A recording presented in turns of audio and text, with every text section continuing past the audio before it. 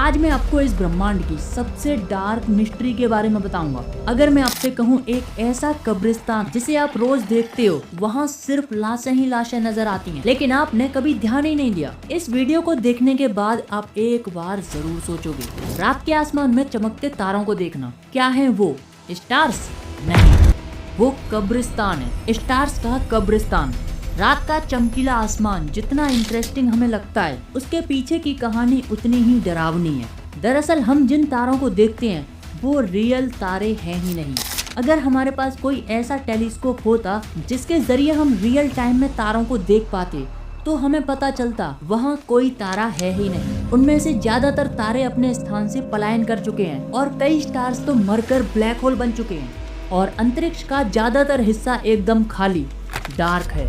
अगर ऐसा कोई टेलीस्कोप होता तो हमें इस ब्रह्मांड की रियलिटी पता चलती कि ये चमकीला आसमान एक जीता जागता तारों का कब्रिस्तान है।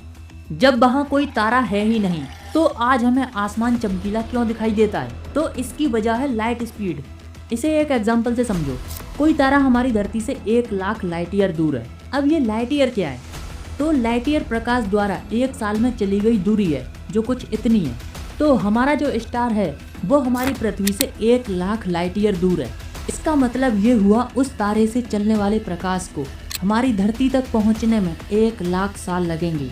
यानी वो तारा हमें 1 लाख साल बाद दिखाई देगा। हमारे सूरज को ही ले लो, जो हमसे लगभग 15 करोड़ किलोमीटर दूर है। अगर ये अचानक से गायब हो जाता है तो हमें इसका पता 8 मिनट 18 सेकंड बाद लगेगा, क्योंकि सूरज से धरती पर प्रकाश आने में 8 मिनट 18 सेकंड लगते हैं। इसी तरह आसमान में जो तारे दिखाई देते हैं, उनमें से ज्यादातर तो अपनी जगह छोड़कर जा चुके हैं, मर चुके हैं, ब्लैक होल जैसे खतरनाक दानव बन चुके हैं। मन को शांति देने वाला चमकीला आसमान तारों का कब्रिस्तान है, जहां सिर्फ उनकी आत्माएं और कंकाल बचे हैं। अंतरिक्ष में एक ऐसी चीज मिली है जिसे देखकर वैज्ञानिक यकीन नहीं कर पा रहे हैं। रात में अंतरिक्ष में तारे, ग्रह, एस्ट्रॉयड दिखाई देते हैं, और ये दिखने भी चाहिए, क्योंकि अगर ये नहीं दिखेंगे तो सीन कुछ ऐसा हो जाएगा। अनंत ब्रह्मांड में अकेली पृथ्वी और बाहर एकदम सुनसान। ऐसी ही एक जगह वैज्ञानिकों को मिली है, एक सुनसान एरिया। वैज्ञानिकों के अनुसार इस जगह को ब्रह्मांड में होना ही नहीं चाहिए। इसके साइड में बहुत ज्यादा तारे और गैलेक्सीज हैं, लेकिन बीच में एकदम वॉइड लगता है कि ये ब्रह्मांड का हिस्सा ही नहीं है। इस हिस्से से यूनिवर्स कहीं गायब हो गया है, जैसे ये कोई ग्लिच हो। इसे देखकर ऐसा लगता है कि ये कोई ब्लैक होल है, लेकिन सच तो ये है कि ये ना तो ब्लैक होल है, ना ही डार्क मैटर या डार्क एनर्जी है। इस एरिया को द जायंट केन्स वॉइड नाम दिया गया है। इसकी चौड़ाई लगभग 1.3 बिलियन लाइट ईयर है, जो हमारे मिल्की वे से भी बहुत बड़ी है। कई वैज्ञानिक ये कहते हैं कि ये हमारे ब्रह्मांड का हिस्सा ही नहीं है, ये एक स्पेस फैब्रिक है किसी और डायमेंशन का, एक दूसरे ब्रह्मांड का, जो इस ब्रह्मांड में दिखाई दे रहा है।